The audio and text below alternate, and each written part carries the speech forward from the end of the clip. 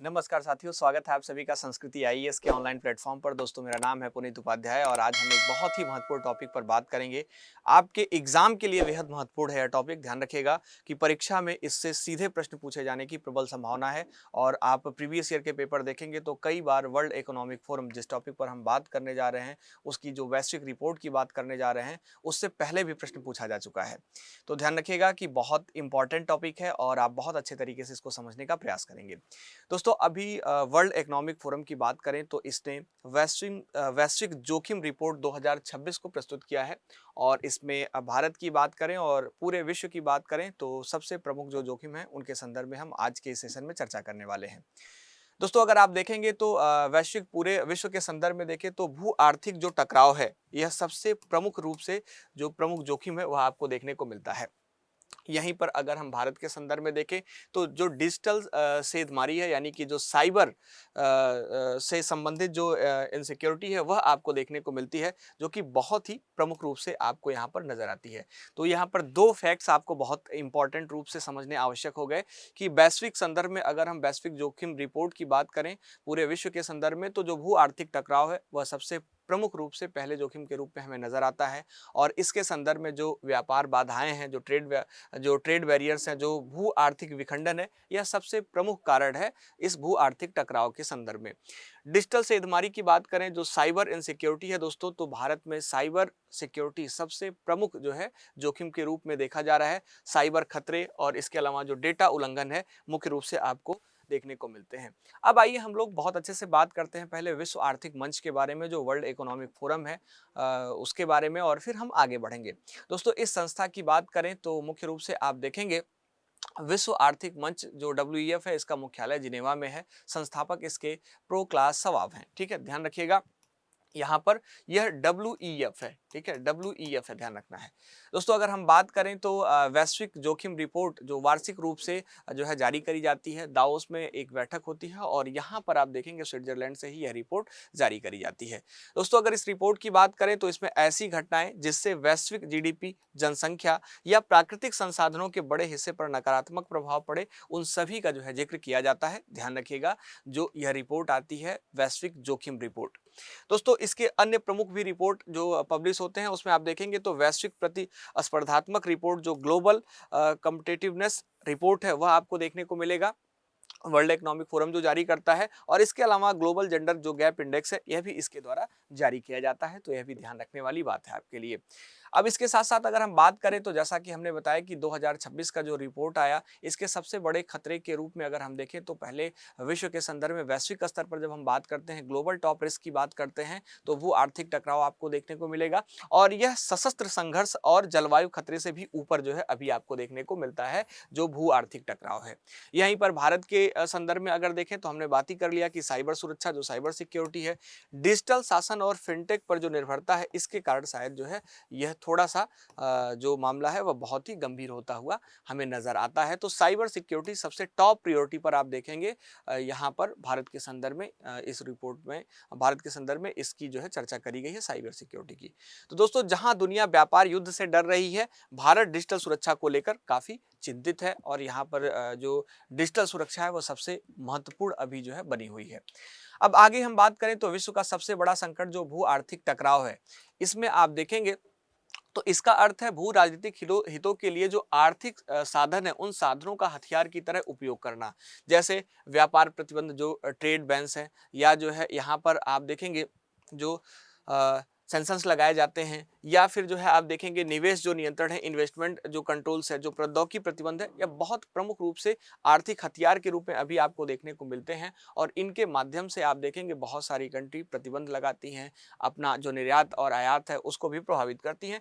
व्यापार प्रतिबंध के संदर्भ में सबसे अच्छा एग्जाम्पल आप प्रेजेंट के टाइम में डेली आर्टिकल में देखते हैं। अगर हम अमेरिका की बात करें, डोनाल्ड ट्रंप की बात करें, जैसा कि आपको पता ही है कि उन्होंने उनके यहाँ से जो व्यापार है वह टैरिफ के कारण बहुत ज़्यादा प्रभावित हो रहा है। आप देखेंगे आयात और निर्यात दोनों करने में समस्याएं हो रही हैं, है ना। तो मुख्य रूप से यह जो है एक हथियार के रूप में भी यह यूज करते हुए नजर आ रहे हैं बहुत सारे देश। ठीक है, तो आप ध्यान रखिएगा यहाँ पर सबसे प्रमुख जो है जो इसके पीछे का कारण है वह आर्थिक हथियार, आर्थिक साधनों को जो है हथियार के रूप में यूज किया जाना है। ठीक है, अब हम अगर भारत के संदर्भ में बात करें तो सबसे बड़ी चुनौती जो साइबर सुरक्षा है, इसके संबंध में कुछ आंकड़े भी यहाँ पर दिए गए हैं।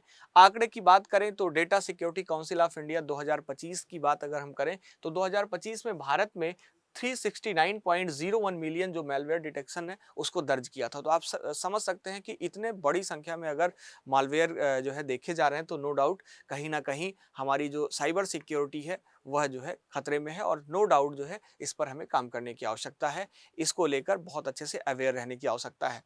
दोस्तों अगर हम बात करें तो प्रवृत्ति जो है रही है यह आप देखेंगे हमले अब अधिक लक्षित और जो परिष्कृत हैं वह हो गए हैं, बहुत ज़्यादा टारगेट हो गए हैं दोस्तों, और बहुत ही सोफिस्टिकेटेड हो गए हैं। आप देखेंगे जो आर्थिक जो है वित्तीय जो है जो साइबर सिक्योरिटी फ्रॉड हो रहे हैं, है ना? इसके अलावा आप देखेंगे जो मुख्य रूप से पर्सनल डेटा की बात करी जाए, या फिर जो है अभी आपने देखा कि कुछ समय पहले ही डीप फेक और एआई से जो समस्याएं जो है उत्पन्न हो रही थी, यह सभी जो है आप देखेंगे इनके अंदर इंटीग्रेट होती हैं, और यह सभी एक बहुत ही प्रमुख साइबर सिक्योरिटी के रूप में हमें नजर आती हैं। दोस्तों जैसा कि आप देखेंगे यहाँ पर 43.38% इस ग्राफ को पर अगर आप नजर डालेंगे तो यहाँ पर मोबाइल जोखिम है। ठीक है, 43.38%। ठीक है, और इसमें जो एडवेयर और मालवेयर का ही पार्ट होता है एडवेयर, तो आप देखेंगे मुख्य रूप से यह जो कि बहुत ही बड़ा जो है एक स्केल आपको दिखाता है और एक बहुत ही बड़ा दायरा दिखाता है कि यहाँ पर यह जोखिम बहुत ही महत्वपूर्ण रूप से बहुत ही बड़ा है। इसके अलावा जो इन्फेक्टर्स हैं 34.23% है, और बहुत सारे अन्य कारण भी हैं आप देखेंगे जो साइबर सिक्योरिटी को लेकर है ना? तो मुख्य रूप से आप इस पर भी नजर रख सकते हैं। अब दोस्तों क्या यह केवल एक तकनीकी समस्या है? सबसे बड़ा सवाल यह भी खड़ा होता है। तो यह एक तकनीकी समस्या नहीं है, यह प्रणालीगत जोखिम भी है, सिस्टमेटिक रिस्क भी है। दोस्तों आपको पता होगा कि हमारी जो निर्भरता है वह डिजिटल पर जो है, डिजिटली निर्भरता हमारी जो है ज़्यादा बढ़ती जा रही है। चाहे आप पेमेंट के माध्यम की बात करें या फिर डीबीटी की बात कर लें, हम गवर्नमेंट की अगर जो डीबीटी है, इसके अलावा आधार की बात कर लें, तो लगभग आप सारी चीज़ आप भी प्रेजेंट के टाइम देखेंगे तो वह उसका डिजिटलीकरण किया जा रहा है। डिजिटली निर्भरता हमारी जो है बहुत ज़्यादा है। आप देखेंगे यहाँ पर जो वित्तीय प्रणालियाँ हैं, जो सार्वजनिक विश्वास है, विद्युत ग्रिड है, चुनाव प्रक्रिया, अगर स्वाभाविक सी बात है हमारी डिजिटली निर्भरता बढ़ी है और हमारी जो सिक्योरिटी है वह खतरे में है, तो यह सभी जो है जो संस्थागत ढांचा है, जो हमारे यहाँ सारी चीज़ें वो प्रभावित हो सकती हैं। चाहे हम चुनाव प्रक्रिया की बात कर लें या वित्तीय प्रणालियों की बात कर लें, बैंकिंग व्यवस्था की बात कर लें, है ना? या फिर सार्वजनिक विश्वास की बात कर लें या विद्युत ग्रिड की बात कर लें, सभी इससे मुख्यतः प्रभावित हो सकती हैं। एकल बिंदु विफलता जो है राष्ट्रीय संकट के रूप में देखा जा सकता है। आप इस बात को स्पष्ट रूप से समझने का प्रयास करेंगे। इसके अलावा इस जो है रिपोर्ट की बात करें तो अपर्याप्त सार्वजनिक सेवाएं और जो सामाजिक सुरक्षा है इसके संदर्भ में भी बात करी गई है। यहाँ पर सबसे पहले स्वास्थ्य में की बात करी गई है ना? कि जो हेल्थ एक्सपेंडिचर है वह, तो आप देखेंगे यहाँ पर जो हम हेल्थ एक्सपेंडिचर हम अगर बात करें, हेल्थ पर जो खर्च करते हैं वह जो है वर्तमान जीडीपी का 1.9% है। ठीक है, ध्यान रखिएगा। लेकिन अगर हम राष्ट्रीय स्वास्थ्य नीति 2017 के लक्ष्य की बात करें तो हमारा लक्ष्य कितना है, 2.5% है। तो आप देखेंगे जो लक्ष्य है उससे बहुत ज़्यादा कम हम जो है अभी इस पर जो हेल्थ एक्सपेंडिचर है उस पर खर्च कर रहे हैं, इसकी बात करी गई है। तो स्वास्थ्य भी इसमें एक प्रमुख समस्याओं में आती है दोस्तों, ध्यान रखिएगा जो इस इंडेक्स में। तो इसके संदर्भ में यहाँ पर एक आंकड़ा मिला था हमें, तो हमने इसको यहाँ कंपाइल कर दिया है, इसको भी आप समझने का प्रयास करेंगे। इसके अलावा सामाजिक सुरक्षा जो सोशल सिक्योरिटी स्पेंडिंग है, ठीक है, इसमें अगर हम देखें तो वैश्विक जो औसत है खर्च करने का, जो वैश्विक औसत है वह 13% है दोस्तों। लेकिन भारत के संदर्भ में हम बात करें तो आप देखेंगे जो हमारा कंप्लीट जीडीपी है उसका 5% भी भारत में हम जो है सामाजिक सुरक्षा को लेकर नहीं खर्च करते हैं। तो वैश्विक औसत से काफी पीछे हम, आप देख सकते हैं कहाँ 5%, कहाँ 13% का आंकड़ा, है ना? तो आप देखेंगे इसका प्रभाव संकट के समय जो सार्क एब्जाइवर है उसकी जो है कमी के रूप में देखी जाती है। महामारी जैसी जब समस्याएं होती हैं और जो उस तरह की समस्याएं अचानक से देखने को मिलती हैं, उस समय इसका इम्पैक्ट बहुत ज़्यादा देखने को मिलता है और फिर समस्या बहुत ही गंभीर होती है। तो ध्यान रखिएगा यहाँ सामाजिक सुरक्षा के बीच जो गैप है, ठीक है, वैश्विक औसत और जो भारत के संदर्भ में आंकड़ा दिया गया है बहुत ही प्रमुख है, इसको भी ध्यान रखने की आवश्यकता है। आपसे कई बार जो तथ्यात्मक प्रश्न है वो पूछ लिया जाता है आपके एग्जाम में, तो यह बेहद जरूरी हो जाता है। इसके अलावा यहाँ पर अगर हम उभरते खतरे में देखें जो है और साइबर सिक्योरिटी के संदर्भ में भी अगर हम बात करें इससे इंटरकनेक्ट करके, तो एआई और जो भ्रामक सूचना है, जो मिस इन्फॉर्मेशन है, उनका भी जिक्र किया गया है इस रिपोर्ट में। वैश्विक संदर्भ की बात करी गई है कि भ्रामक सूचना वैश्विक स्तर पर 5वें स्थान पर है। और खतरे के आयाम की बात करें तो कृत्रिम बुद्धिमत्ता एआई का जो दुरुपयोग है वो लगातार बढ़ रहा है। जो डीप फेक की बात करें हम है और जो इसका दुष्प्रचार है इसकी बात करें तो लोकतांत्रिक प्रक्रियाओं और चुनाव के लिए जो है सीधा खतरा नजर आ रहा है। ठीक है दोस्तों, इसके साथ साथ सत्य का संकट, जो क्राइसिस ऑफ ट्रूथ है, समाज में जो विश्वास की कमी है वह भी देखने को मिल रही है। तो यहाँ पर इसके संदर्भ में भी बात किया है। अब दोस्तों आप देखेंगे कोई एक ही स्पेसिफिक खतरा नहीं है, जो बड़े खतरे थे उनकी बात तो हमने कर ली, लेकिन यहाँ पर अगर आप देखेंगे तो हाइब्रिड खतरे हमें नजर आते हैं, हाइब्रिड थ्रेट्स जो है नजर आते हैं। और यह जो अगला युद्ध होगा उसका बदलता स्वरूप हमें दिखाता हुआ नजर आता है। आतंकवाद एक बहुत प्रमुख समस्या है दोस्तों, आप जानते ही हैं। इसके अलावा जो साइबर हमले हैं वो अब लगातार बढ़ रहे हैं और अभी आपने जो रिपोर्ट देखी उस रिपोर्ट में आपने देखा कि सबसे ज्यादा साइबर सिक्योरिटी को लेकर जो यहाँ पर बात करी गई है भारत के संदर्भ में वह सबसे प्रमुख है। तो साइबर हमले भी लगातार बढ़ रहे हैं। फेक न्यूज आप देखेंगे इनकी संख्या, इनकी जो बात करें तो यह बहुत ज्यादा जो है बढ़ रही है। और साथ ही साथ जो आर्थिक दबाव है, ऐसे स्थिति में आर्थिक दबाव भी बढ़ रहा है, बहुत सारी कंट्रियों के द्वारा रिस्ट्रिक्शंस लगाए जा रहे हैं व्यापार पर। तो यह भी एक आप देखेंगे बहुत ही एक बड़ा हाइब्रिड खतरा के रूप में है। तो आतंकवाद तो प्रमुख रूप से खतरा आपको नजर आता ही है, लेकिन यहाँ पर साइबर, फेक न्यूज और आर्थिक दबाव, यह भी तीनों बहुत प्रमुख समस्याएं हैं। और अगर इन सभी को एक साथ कोलैबोरेट करेंगे तो हाइब्रिड जो वारफेयर है उसकी स्थिति देखने को मिल सकती है। ठीक है, इसका उदाहरण अभी आपने देखा होगा 2025 का जो पहलगाम हमला था भारत में, लाल किले के पास जो विस्फोट हुआ, और लोन वुल्फ जैसे हमले जो है आप देखेंगे अक्सर होते रहते हैं। तो मुख्य रूप से यह जो हाइब्रिड खतरे के रूप में जो है उभर कर सामने आ रहे हैं। ठीक है, अब इसके समाधान पर भी बात किया गया है इस जो है रिपोर्ट में। तो सबसे पहले आर्थिक सुदृढ़ता का निर्माण करना होगा, जो घरेलू विनिर्माण है उस पर ध्यान देने की आवश्यकता है। मेक इन इंडिया और जो पीएलआई योजना है उनको बढ़ाने की बात करी गई है इसमें, है ना। व्यापार जो विविधीकरण है, मुक्त व्यापार समझौता, उसका विस्तार करने की बात करी गई है। बफर स्टॉक की बात करी गई है। अन्य जो है जो यहाँ पर रिस्क है उसके संदर्भ में मैं आर्थिक सुदृढ़ता के संदर्भ में बात कर रहा हूँ। ठीक है, इसके साथ साथ जो लक्ष्य की बात करें तो आपूर्ति श्रृंखला, जो सप्लाई चेन है उसको जो झटका मिलता है उससे बचाने की आवश्यकता है, इस पर भी बात करी गई है। इससे आर्थिक सुदृढ़ता का जो निर्माण है वह हो सकता है। ठीक है, इसके अलावा यहाँ पर जो समाधान के रूप में दूसरा पार्ट आपको देखने को मिलता है वह सुरक्षा और सामाजिक कवच के रूप में देखने को मिलता है। तो जो डिजिटल सुरक्षा है उसकी आवश्यकता है ना।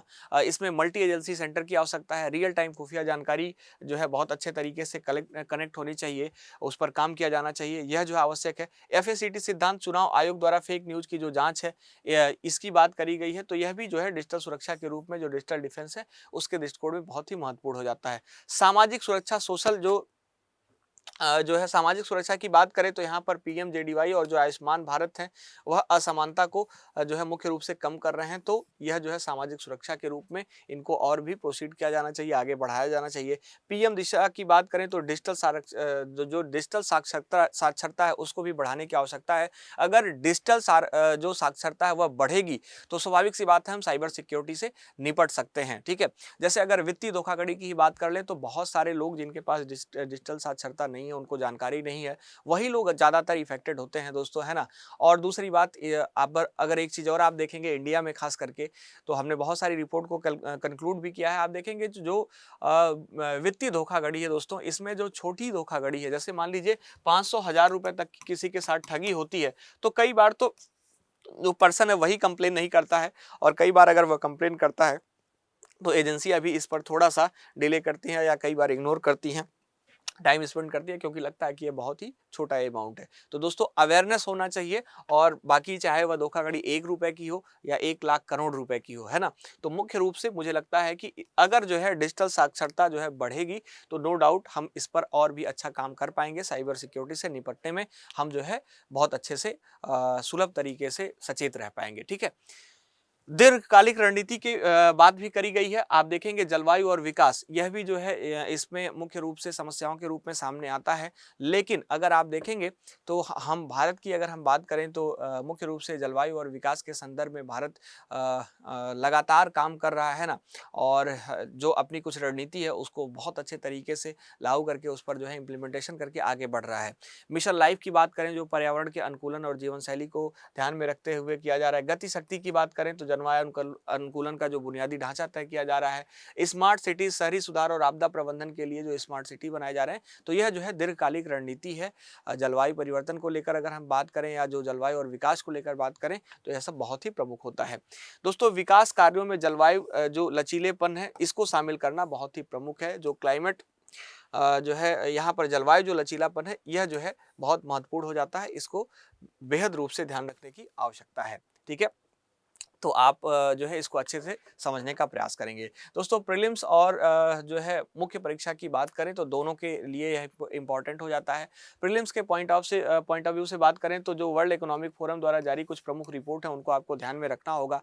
वैश्विक जो प्रतिस्पर्धात्मक रिपोर्ट है, ठीक है, जो ग्लोबल कॉम्पिटिटिवनेस रिपोर्ट है, यह बहुत ही महत्वपूर्ण है, इसको आप ध्यान दीजिएगा। ग्लोबल जेंडर गैप इंडेक्स भी बहुत महत्वपूर्ण हो जाता है, सीधे आपके एग्जाम में इससे प्रश्न पूछा जाता है। ऊर्जा संक्रमण सूचकांक जो एनर्जी ट्रांजिशन इंडेक्स है यह भी बहुत प्रमुख है। और वैश्विक जोखिम रिपोर्ट जो ग्लोबल रिस्क रिपोर्ट है यह भी बहुत ही प्रमुख है। तो आप ध्यान दीजिएगा कि यहाँ पर परीक्षा के दृष्टिकोण से यह जो टॉपिक हैं, जो इसके और रिपोर्ट हैं, वह बेहद महत्वपूर्ण हो जाते हैं। इसको आप अच्छे से समझने का प्रयास करेंगे और जब भी यह रिपोर्ट पब्लिश हो तो उस पर अपना ध्यान जरूर केंद्रित करेंगे। दोस्तों, अगर आगे की राह की बात करें, निष्कर्ष की बात करें तो वैश्विक जोखिम रिपोर्ट 2026 यह स्पष्ट रूप से बताती है कि भारत की चुनौती बहुआयामी है, लेकिन साइबर सुरक्षा जो है सबसे प्रायोरिटी लेवल पर जो है होनी चाहिए। साइबर जो सिक्योरिटी है वह सबसे बड़ी समस्या के रूप में आप देखेंगे, जो साइबर अटैक है वह देखने को मिल सकता है। ठीक है, तो इसको लेकर असमानता तक की बात करी गई है और साथ ही साथ वाह व्यवधानों को जो प्रबंधित करने के लिए सुदृढ़ अनुकूलित तंत्र और जो सुशासन है वही सबसे बड़ा हथियार है। इसको हम देख सकते हैं आगे निष्कर्ष के रूप में, आगे की राह के रूप में। ठीक है, तो आशा करता हूं कि आप इस रिपोर्ट के बारे में समझ पाए होंगे और सबसे इंपॉर्टेंट बिंदुओं की यहाँ पर चर्चा करी गई है। रिपोर्ट बहुत लंबी है दोस्तों, आपको पता ही है कि जो यह रिपोर्ट है इसमें आप देखेंगे केवल यही 2 पॉइंट आप देखेंगे तो इसकी चर्चा नहीं की गई है। इसके अलावा भी आप देखेंगे तो बहुत सारे पिलर्स हैं। मुख्य रूप से अगर हम बात करें कि जो जोखिम रिपोर्ट है इसमें भारत के संदर्भ में, तो जैसे कि डिजिटल जो सेधमारी है, जो साइबर इनसिक्योरिटी है, इसको हमने टॉप लेवल पर देखा, फर्स्ट प्रायोरिटी पर देखा। इसके अलावा जलवायु परिवर्तन से संबंधित जो समस्या है, जो जोखिम है, उनकी बात करी गई है। स्वास्थ्य से संबंधित जो समस्याएं हैं, उनसे संबंधित जो जोखिम है, उनकी बात करी गई है ना। तो मुख्य रूप से उनकी भी चर्चा करी गई है। डेप्थ क्लास में हम कभी इसका डिस्कशन करेंगे। फिलहाल यहाँ पर आपको बहुत अच्छे तरीके से वैश्विक संदर्भ में और भारत के संदर्भ में जो वैश्विक जोखिम रिपोर्ट पर सबसे टॉप लेवल का जो जोखिम है उसको ध्यान रखने की आवश्यकता है। तो आशा करता हूँ आप समझ पाए होंगे और बहुत अच्छे से इसको जो है कनेक्ट कर पाए होंगे। दोस्तों, आज के लिए इतना ही, मिलते हैं हम लोग अपने नेक्स्ट क्लास में। तब तक के लिए आप सभी का बहुत बहुत धन्यवाद।